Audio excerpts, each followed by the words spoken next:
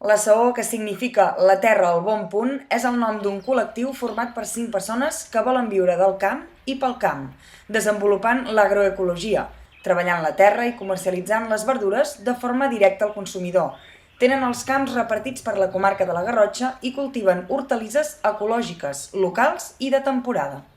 Doncs el dia abans de repartiment o el dia abans de mercat collim, perquè ha de ser producte fresc, que això és un dels nostres també punts així importants per la qualitat, i muntem les cistelles i agafem la furgoneta i les portem a domicili o els dies de mercat fem mercat. Després hi ha un altre punt important i és que tot el que no és nostre, perquè per temporada no ho podem fer o perquè hem tingut algun problema i algun cultiu que se'ns ha fet malbé, nosaltres treballem en xarxa amb altres productors, tots catalans i catalanes. Hi ha una petita xarxa aquí a la Garrotxa que es diu Tràmac i n'hi ha una a nivell català que és la Xarxeta. Bàsicament en el sentit que part de la verdura que entra a la cistella, que no és nostra, ve directament d'aquesta gent amb la qual treballem i coneixem, que també és d'aquí, catalana i fa agroecologia.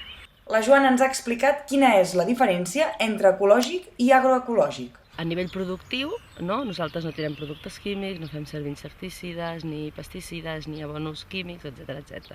Com l'agricultura ecològica. Però nosaltres, la nostra aposta és que a més d'això, que és el que realment és conegut així a nivell d'ara, que està com més de moda, apostem per tenir en compte també la part econòmica i la part social. La part econòmica passa per que el pagès i les pageses puguem viure dignament d'aquest ofici i que, per tant, se'ns pagui un preu just i el consumidor a la vegada pugui pagar-ho també a algun preu just, o sigui, l'intercanvi sigui assequible.